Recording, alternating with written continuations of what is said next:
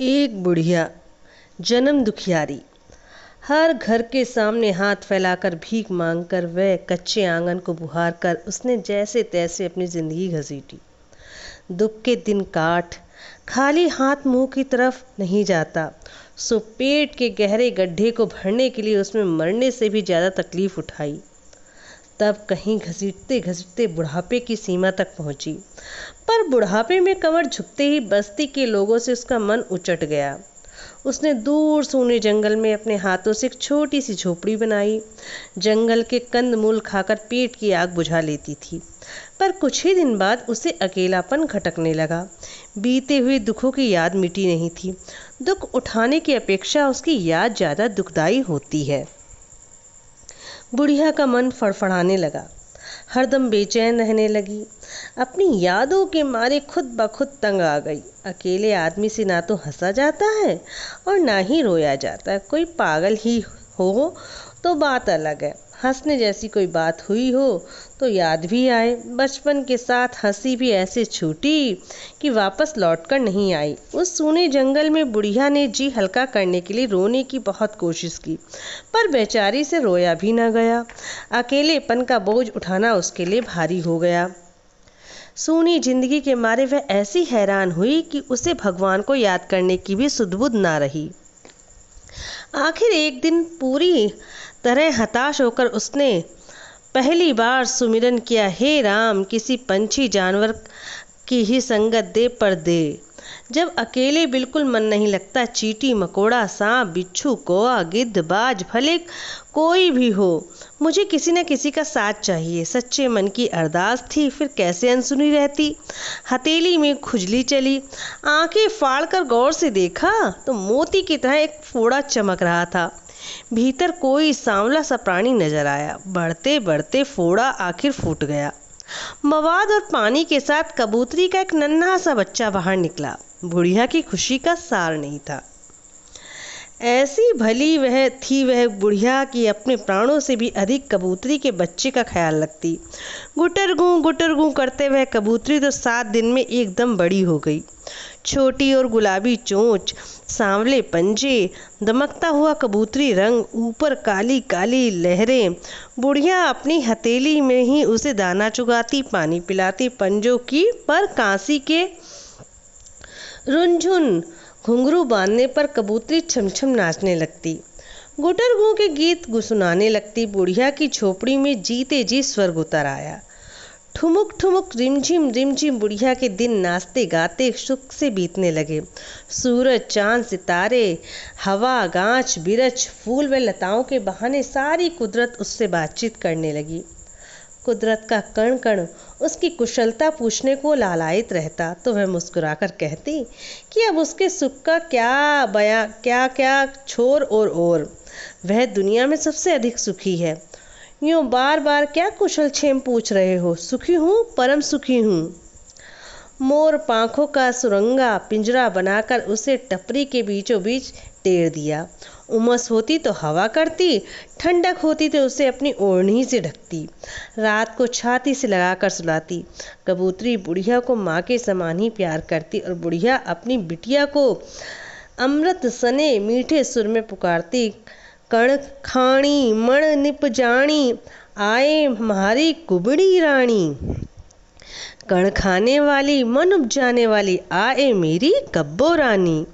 इस तरह छम छम छमाछम झमझम झमाझम बुढ़िया के दिन सुख से ढल रहे थे कि जोग संजोग की बात ऐसी बनी कि एक दिन एक राजकुमार शिकार करने के लिए बुढ़िया की झोपड़ी के पास से गुजरा तो भीतर किसी की गुनगुनाहट सुनकर वह वहीं रुक गया। कोई अमृत सने मीठे सुर में गुनगुना रहा था, कण खाणी मण निप जानी, नाच ए म्हारी कबूड़ी रानी। कब्बू रानी छमाछम नाचने लगी। राजकुंवर के कानों में जैसे स्वर्गलोक का आनंद नाद गूंजने लगा। वह नाद सुनकर उसका जीवन सार्थक हो गया। नस नस में अमृत बहने लगा। राजकुंवर मदमस्त होकर झूमने लगा। घोड़ा भी पत्थर सी मूरत बना अविचल खड़ा रहा। कुछ देर बाद राजकुंवर को अपनी सुध-बुध ही बिसर गया। झोपड़ी के भीतर फिर किसी भी मीठी गुनगुनाहट सुनाई पड़ी।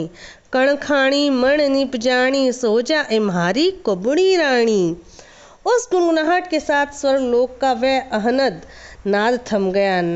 नाच थमने से काफी समय बाद कुंवर की सुध-बुध लौटी। कब्बो रानी सो गई हैं लगती हैं। इसके रोम रोम में फकत ही एक विचार मचलने लगा कि वह ब्याह करेगा तो इसी कब्बो रानी से, वरना खाना पीना छोड़ वह अपने प्राण न्यौछावर कर देगा। यदि राजकुंवर के मन की साध भी पूरी ना हो तो बेकार ही रानी की कोख में जन्म लिया। फिर राजकुंवर ना तो वहां रुका और ना ही किसी तरह की कोई पूछताछ ही की, बिना शिकार किए ही वापस मुड़ गया। ब्याह करेगा तो इस नर्तकी के साथ। जब नाच इतना सुंदर तो नाचने वाली भला कैसी सुंदर होगी।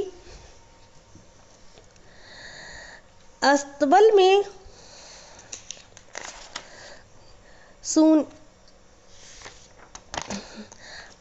में घोड़ा बांधकर वह दाने वाली अंधेरी कोठरी के नीचे ही सो गया।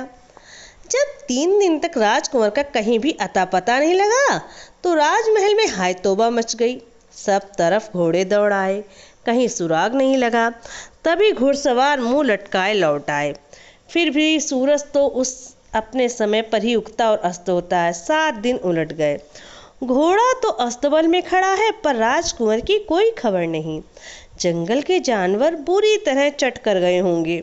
राजा रानी एक दूसरे का मुंह निहार कर फकत रोते ही रोते, न पानी पिया और न ही बाल की आंख उठाकर भी देखा। 8वें दिन सफाई वाली कोठरी बुहारने के लिए गई। अचानक पांव पर गीला परस हुआ तो वह चौंकी। झुककर देखा कोई आदमी पड़ा है। पूछा कौन है? कोई जवाब नहीं दिया। दिया जलाकर देखा, अरे यह तो राजकुंवर। आनंद और अचरज का पार नहीं रहा। बोली, अन्नदाता आप यहाँ? 7 दिन से राजा जी और रानी जी ने एक कौर ही ना तोड़ा और ना ही एक घूंट पानी ही पिया। अधमरे से हो गए हैं, आप यहाँ छिपे हैं। राजकुंवर उठ बैठा, झीने सूर में डांटते बोला, तुझे क्या वास्ता इससे? मुंह से कहकर बताया तो जीभ कटवा दूंगा, अंगुली से इशारा किया तो हाथ कटवा दूंगा, आंख से इशारा किया तो आंख फुड़वा दूंगा। तू यहाँ क्यों मरी? सफाई वाली ने हाथ जोड़ते हुए कहा, अन्नदाता मैं ही तो 7वें दिन इस कोठरी का फूस निकालती हूँ, पर आप यहाँ कैसे? क्या बात हुई? फिर वही बेवकूफ़ी। कुंवर ने चिढ़कर कहा, किसी को भनक भी पड़ गई तो तेरी मौत है। सफाई वाली चतुर थी, परिहास करके बोली, नहीं नहीं, अभी तो मेरा ब्याह ही नहीं हुआ, फिर क्यों किसी से चर्चा करूं? क्यों बेकार मरूं? तू जा यहाँ से, मुझे अपने हाल पर छोड़ दे। इतना कहते ही कुंवर फिर लेट गए। सफाई वाली दौड़ी दौड़ी सीधी राजा रानी के पास गई। धीरे से बोली, बधाई अन्नदाता, बधाई। रानी ने अचरज से पूछा, बधाई की बात तो डरती डरती क्यों बोल रही है? ढोल बजाती क्यों नहीं आई? राजकुमार का कुछ पता लगा? सफाई बोली कोहनी तक हाथ जोड़ते हुए बोली, नहीं अन्नदाता, मैं कुछ भी नहीं बताऊंगी। साफ मना किया है। किसने? खुद राजकुमार ने। बताऊं तो मुझे मरवा देंगे। नहीं, मैं नहीं बताऊंगी। रानी ने तुरंत सफाई वाली का हाथ पकड़ कर पूछा, बता, जल्दी बता, मेरा लाडला कुंवर कहाँ है? हमें बधाई देने पर कोई उंगली भी क्या उठा ले? अब नहीं बताया तो तेरी मौत है। सफाई वाली हाँ पाँव पकड़ती बोली, बताऊं तो मौत, ना बताऊं तो मौत। बचाव का आखिर कोई रास्ता ही नहीं। आखिर सारा भेद बताकर रोते रोते अरदास की, बाप जी मेरा पता नहीं लगने दें। उन्होंने साफ मना किया है। एक तरकीब बताती हूँ, आप मेरी चोटी पकड़कर गालियाँ निकालती चलें कि हरामजादी ने यहाँ फूस रख दिया, यहाँ झाड़ू नहीं लगाई, निठल्ली कहीं की। दिन भर करती क्या है? यूं करते करते आप मुझे दाने वाली कोठरी तक ले जाएं, फिर आप जाने और आपका लाडला कुंवर जाने में कुछ नहीं जानती। रानी ने बधाई की 5 मोहरे देते हुए कहा, हाँ तू क्यों जानेगी? मेरे लाडले की बात तो मैं जानूंगी। अब रोकर आप शकुन मत कर, चल। कोठरी के भीतर पहुंचते ही रानी ने सफाई वाली को गालियां निकालती रहीं। फिर अनजान सी बनकर उसकी चोटी छोड़ते बोली, अरे यह चोर की तरह कौन छिपा है? नीचे झुककर पहचानते ही खुशी के सुर से कहा, यह तो मेरा राजकुंवर, पर यहाँ कैसे? फिर राजकुंवर का बार बार मुंह सहलाया। चुम्मा देते बोली, यह तेरे सोने की जगह है निशंक। बता, तुझे किसने चुभती बात कही है, कड़वे बैन सुनाए। उसकी जीभ और अतड़ियां अभी कौओं को चुगा दूंगी, जल्दी बता। राजकुंवर का 7 दिन में ही बुरा हाल हो गया था। गाल पिचक गए थे, आंखें धंस गई थी, गला बैठ गया था, नसें उभर आई थी। इकलौते कुंवर की ऐसी दुर्गत रानी की आंखों में झरझर आंसू बहने लगे। माँ को रोते देख कुंवर की आंखें भी भर आईं। रूंधे गले से बोला, किसी ने मुझे कुछ नहीं कहा, फिर किससे चूक निकालूं, मेरी किस्मत ही खराब है। रानी ने हट नहीं छोड़ा तो कुंवर ने सारी बात बताकर का अंत में कहा, कब्बू रानी के साथ ब्याह होने पर ही मैं पानी पीऊंगा। रानी आंखें पूछते हुए बोली, बावरे, इस छोटी सी बात के लिए तूने ऐसा प्रण किया? तू कहे तो 8 बीसी कब्बू रानियों से तेरा ब्याह रचा दूं, चल उठ। खुशखबरी की भनक पड़ते ही राजा भी दौड़ा आया। दोनों ने वचन दिया। राजकुमार उनके पांव छूकर बोला, कल ही बारात चढ़े तो। राजा ने उतावली प्रकट करते कहा, कल क्यों, बारात तो आज चढ़ेगी। फिर भी अपना प्रण न तोड़े तो तेरी मर्जी, हम भी भूखे प्यासे रह जाएंगे। तब राजकुंवर को मानना ही पड़ा। तीनों ने साथ बैठकर भोजन किया, पर राजकुंवर को भोजन से भी ज़्यादा तब खुशी हुई जब 100 घोड़ों 100 हाथियों के साथ धूमधाम से उसकी बारात चढ़ी। टपरी में बैठी बुढ़िया ने नौबत नगारों की यह अचीती गूंज सुनी तो वह तत्काल बाहर आई। बाहर आकर उसने जो माहौल देखा तो उसकी अक्ल और आंख दोनों चकरा गईं। एकाएक उसकी दीठ पर भरोसा नहीं हुआ। वह एकटक देखती रही और उसकी झोपड़ी रेत से पूरी ढक गई। तब कुंवर खुद घोड़े से उतरकर उसके सामने उसके पास आया। मीठे सुर में उसे धीरज बधाते हुए कहने लगा, माँ तू डर मत, यह कोई फौज नहीं है, बारात है। बुढ़िया की आंखें और ऊंची ललाट में चढ़ गईं। अचरज से पूछा, बारात? हाँ बारात। कहाँ जा रही है? क्या कहा? हम तो तेरे ही दुआरे आए हैं। फिर कुंवर ने उस दिन के अनहद नाद और अपने प्रण की पूरी बात विस्तार से बताकर अंत में कहा, जब कब्बू रानी से ब्याह ही करना है तो संकोच की क्या बात, धूमधाम से बारात तो लानी ही थी। सारी बात सुनकर बुढ़िया को हंसी आ गई। हंसते हंसते ही कहने लगी, बेटा तू उस दिन झोपड़ी में आकर अपनी आंखों से देख लेता तो इतना झंझट करने की जरूरत नहीं पड़ती। वह तो सचमुच में कबूतरी है। कबूतरी? भला कोई कबूतरी इस तरह नाच सकती है? कुंवर ने अविश्वास से पूछा। नहीं तो क्या मैं झूठ बोल रही हूँ? विश्वास ना हो तो अपनी आंखों से देख लो। इतना कहते ही बुढ़िया मोर पंख का पिंजरा लेकर बाहर आई। सचमुच भीतर एक कबूतरी ही थी, पांवों में घुंघरू। बुढ़िया को इतना सब्र कहाँ, मीठे सुर में बोली, कण खाणी मण निप जानी, नाचे मारी कुबड़ी रानी। और कबूतरी तो कहते ही उसी तरह चमक चमक कर नाचने लगी। सभी बाराती मग्न हो गए। घोड़े और हाथी भी मस्त होकर झूमने लगे। चारों ओर मदहोशी सी छा गई। नाच का भी ऐसा नशा होता है क्या? राजकुंवर के साथ सारे बाराती अपनी सुध-बुध बिसर गए। ऐसा नाच तो कभी सुना था और ना ही देखा था। घुंघरुओं की झनकार से कानों में अमृत घुलने लगा। नाच संपूर्ण होने पर भी कुंवर की खुमारी नहीं उतरी। धीर गंभीर सुर में बोला, कबूतरी हुई तो क्या, बारात लेकर आया हूं तो इसी से ब्याह करूंगा। कोई परी भी ऐसा नाच नहीं सकती। बुढ़िया ने कुंवर को बहुत समझाया। आखिर कुंवर नहीं माना तो बुढ़िया मान गई। कुंवर की लगन और सच्चाई का सामना किस बूते पर करती। कोख से जन्मी बेटी की तरह हर्षोल्लास से उसने कबूतरी का ब्याह संपन्न किया। अकेली ने ही गीत गाए और अकेली ने ही रो रो कर सीख दी। कुंवर के साथ चलने की खातिर खूब मनुहार की, पर बुढ़िया नहीं मानी।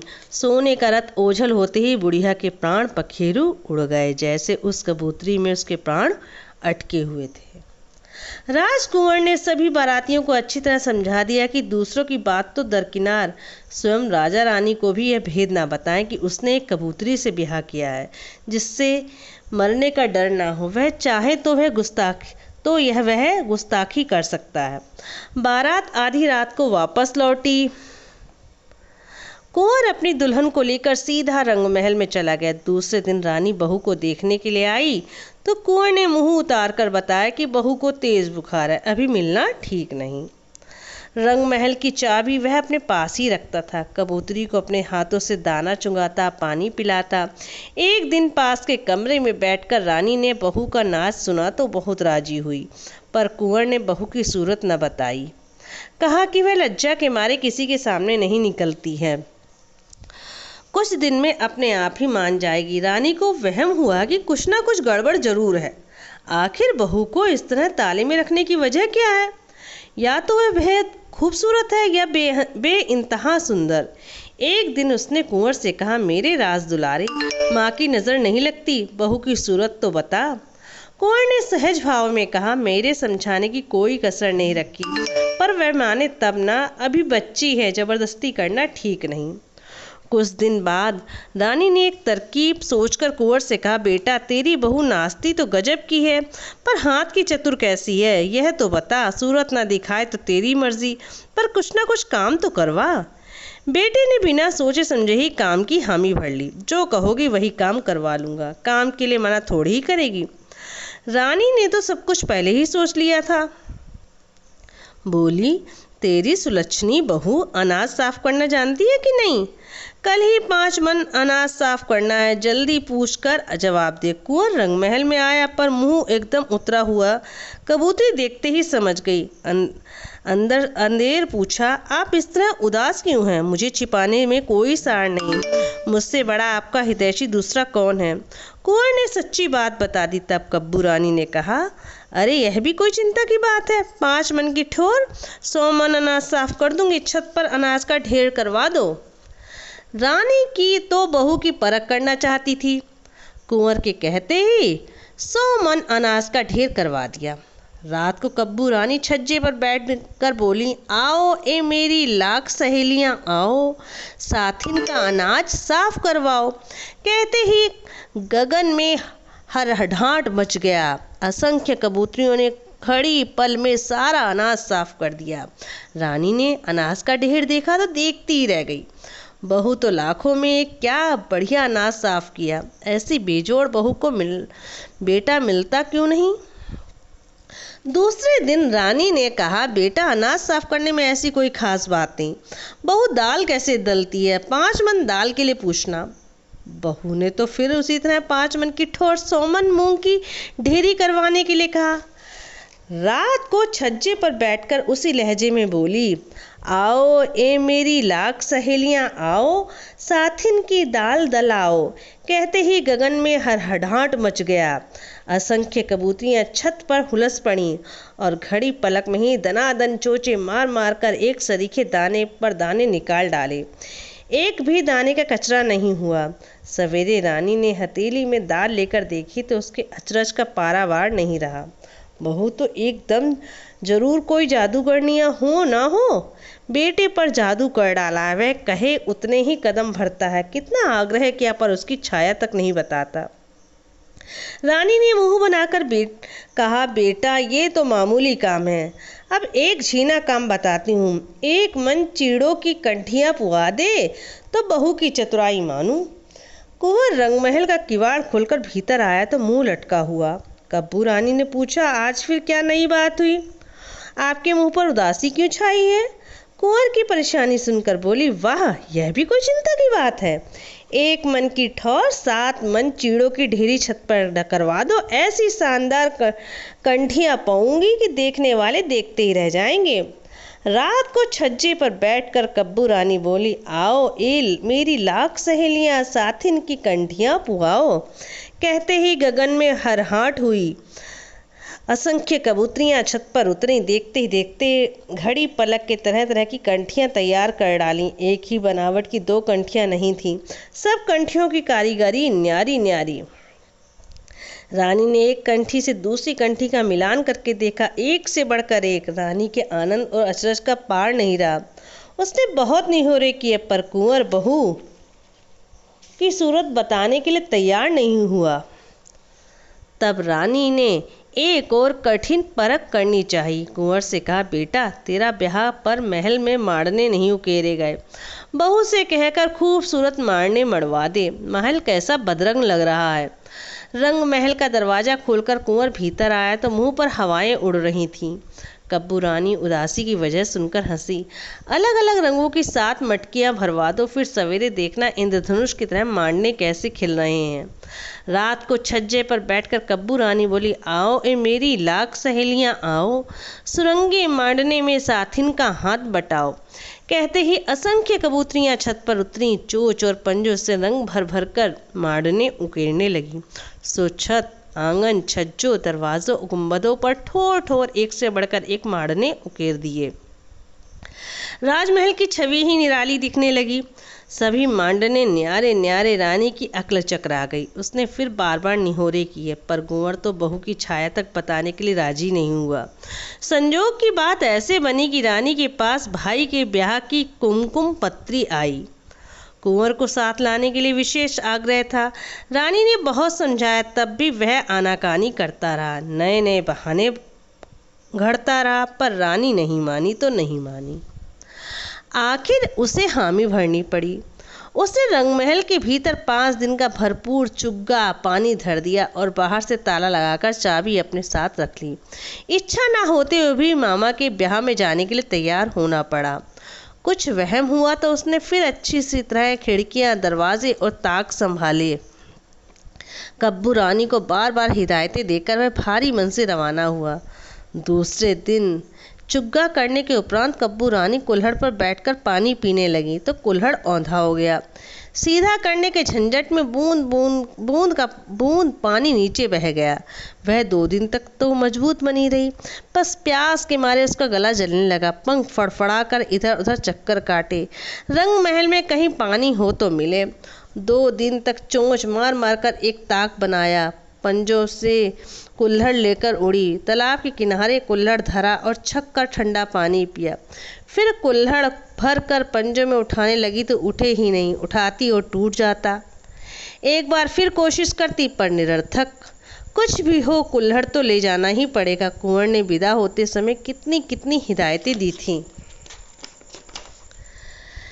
कब्बू रानी पंजों से फिर कुल्हड़ पकड़ती, भरती और उड़ाने की चेष्टा करते करते कुल्हड़ फिर लुढ़क जाता। संजोग का कुछ ऐसा करिश्मा हुआ कि उस समय शंकर पार्वती नदी पर विराजे उधर से गुजरे। पार्वती की ममतामयी नज़र कुल्हड़ और कबूतरे के प्रपंच पर पड़ी। वह काफ़ी देर तक इधर उधर एकटक देखती रहीं। पार्वती के मन में दया उमड़ पड़ी। भांग के नशे में धुत झूमते शंकर को 2-3 बार आवाज़ दी, तब कहीं उनकी आंधी पलकें उघड़ी। आंखें टम काढ़ते पूछा, क्या बात है? पार्वती ने कुल्हड़ उठाने की असफलता का जिक्र करने के बाद कहा, इस कबूतरी का दुख मुझसे देखा नहीं जाता। इस परी के समान सुंदर औरत मनाओ तो उस रिमझिम रिमझिम करती कुल्हड़ की बजाय घड़ा उठा लेगी। भगवान शंकर झेर में टिप्पा मारते बोले, पार्वती यह मृत्युलोक है, कदम कदम पर दुख संकट भरे पड़े हैं, मैं किस किस का दुख दूर करूं? कितनी बार समझाया कि तू आंखें खुली नहीं रखे तो कुछ झंझट नहीं, ना तुझे किसी का दुख नजर आएगा और ना ही कोई परेशानी होगी। पार्वती ने साफ साफ कहना ही उचित समझा, तुम पुरुष हो, किसी भी ओछी बात को मुंह से निकालने में झिझक नहीं होती, पर मैं समस्त चराचर की माँ होकर किसी के दुख को कैसे अनदेखा कर सकती हूँ? तो मत कर, पर कुल्हड़ को औरत बनाने से उसका क्या दुख दूर हो जाएगा? पार्वती का पारा चढ़ गया। गुस्से में बोली, भांग का नशा ऐसा ही बेढंगा होता है, क्या अंट शंट बक रहे हो? कुछ पता भी है? मैंने कुल्हड़ को औरत बनाने के लिए कब कहा? कबूतरी का दुख दर्शाया था, उसे औरत बनाना है। तू नहीं समझती, हर जीव का अपना आनंद होता है। कबूतरी की जून कैसी भी सुंदर औरत से कम मज़ेदार नहीं होती। पार्वती की आंखें उधर ही गड़ी थी। कुल्हड़ तो फिर छूट गया। कबूतरी अस्त पस्त हो रही थी, उसका हिया भर आया, आंखें भर आईं। पति को झंक छोड़ते कहने लगी, यह तो मैं हूँ जो तुम जैसे नशेड़ी भंगेड़ी को निभा रही हूँ। कोई और दूसरी होती तो कभी की छोड़ जाती, या कभी इसी पल कबूतरी को अप्सरा बनाओ, नहीं तो मैं शकुन चिड़िया बनकर यहाँ यह उड़ी वह उड़ी। संभालो अपना दंड कमंडल। बस हरदम यही धमकी।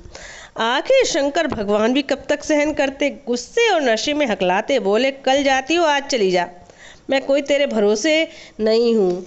रोज़मर्रा की झक से मैं तंग आ गया हूँ, पर याद रखना मुझे छोड़कर तू कभी सुख नहीं पाएगी। शंकर के कड़वे बैंस दिल पार्वती के दिल में कांटे की तरह चुभे। दूसरे ही पल वह शकुन चिड़िया बनकर उड़ गई। उसके उड़ते ही शंकर का सारा नशा उतर गया। क्या क्या संभाले, झोली पकड़े तो कमंडल लुढ़क जाता, और कमंडल का ध्यान रखा तो चिमटा खिसक गया, चिमटा संभाला तो शंख फिसल गया। सोते बैठे आफत बुलाई, जोर से आवाज दी, आजा पार्वती, यह तामझाम मुझसे नहीं संभलता। जो कहेगी वही करूँगा, कहे तो सारी कबूतरियों को अप्सराएं बना दूँ। अब तो हमेशा के लिए भोले महादेव को सबक सिखाना है। वह शकुन चिड़िया के रूप में आसपास एक डाल से दूसरी डाल पर फुदकती रही। टिप टिप करती बोली, तुम तो कह रहे थे कि रोजमर्रा की चकचक अच्छी नहीं लगती, अब क्यों नहीं हो रहे कर रहे हो? पहले इस कबूतरी को अप्सरा बनाओ तो वापस आने के लिए विचार करूंगी। भंगेड़ियों की बात का क्या भरोसा। शंकर भगवान ने कमंडल से ही पानी की अंजलि भरकर मंत्र फूका तो वह कबूतरी सुंदर औरत बन गई। सोने व हीरे मोतियों के गहनों से लड़ाझम, अप्सराओं को भी मात करे ऐसी अनुपम। गुलाब का फूल, आकाश की बिजली, पूनम का चांद, माणक पन्नों की जड़ी सुरंगी ओढ़नी ओढ़े, सोने का कलश उठाकर रिमझिम करती वह हंसगामिनी रंग महल की तरफ रवाना हुई तो धरती पर इंद्रधनुष खिल उठा। उधर भोले महादेव के गले में बाहें डालकर पार्वती रूठे स्वर में बोली, अब कभी मेरा कहा टाला तो भूल कर भी वापस ना आऊंगी, समझे? एक बार भूल हो गई सो काफ़ी, अब जल्दी से भांग का एक बड़ा सा लोटा पिलाए तो मेरा होश ठिकाने आए। पति की जटा को संभालते पार्वती अमृत वाणी में बोली, अभी लो मेरे भोले शंकर, कुछ पल के विछोह में ही कई युग ढल गए। घड़ी रात पल ढलने पर राजकुंवर ने दरवाजे से चाबी निकाली तो ताला खुला नजर आया। उसका दिल धड़क गया। डरते डरते रंगमहल के भीतर पांव रखा तो चारों कोनों में घी के दिए जल रहे थे। इधर उधर देखकर बोला, कण खाणी मण निप जानी, आहे मारी कबड़ी रानी। दूसरे ही पल कुब्बू रानी के बदले सोने के पलंग पर एक अप्सरा बैठी नजर आई। कुंवर अचरज के मारे एकटक देखता रहा, जैसे आंखें एक और चिपक गई हैं। तब वह अप्सरा पास आकर बोली, मैं ही आपकी कब्बू रानी हूँ, मन में कोई वहम ही हो तो निकाल दीजिए। फिर उसने विस्तार से सारी दास्तान सुनाई। सारी दुनिया का एक छत्र आनंद राजकुंवर के मन में समा गया। सूरज तलाश करे तब भी ऐसे जोड़ की सुंदर बहू नहीं मिल सकती। अचानक उसे रानी के आग्रह का ख्याल आया। कहने लगा, माँ हमेशा तंग करती है कि मैं अपनी दुल्हन को मिलाता क्यों नहीं, अब ढील करने में क्या सार। वह भी याद रखे कि ऐसी खूबसूरत अप्सरा तीनों लोकों में नहीं है, अरबों खरबों में एक। बहू दरवाजे के बीच खड़ी हो गई। चांद ने शर्माकर बादल में मुंह छुपा लिया। रानी को देखते ही वह दौड़कर सामने आई, झुककर पाँव छुए। रानी ने उसकी बलैयां लेते समय बेइंतहा प्यार से कहा, ऐसा बेजोड़ रूप दो आँखों में नहीं समा सकता, हजारों आँखें हों तो बात बने। तभी तो मेरे लाडले कुंवर ने बहू की छाया तक नहीं बताई, इसकी तो छाया भी नज़र लगे जैसी है। यह कहकर रानी ने 7 बार थुतकी डाली और दोनों को जी भर के बलैया ली। यह प्रस्तुत लोक कथा हमारे राजस्थान राज्य की एक छोटी सी लोक कथा है, जिसे कि विजयदान देथा के द्वारा लिखा गया है। इसका रूपांतरण विजयदान देथा के द्वारा किया गया है। अगर आपको मेरी कहानियाँ और लोक कथाएँ पसंद आ रही हैं तो आप मेरे चैनल को लाइक, सब्सक्राइब, कमेंट और शेयर ज़रूर करें। अपना इतनी कीमती समय देने के लिए आपका बहुत बहुत धन्यवाद।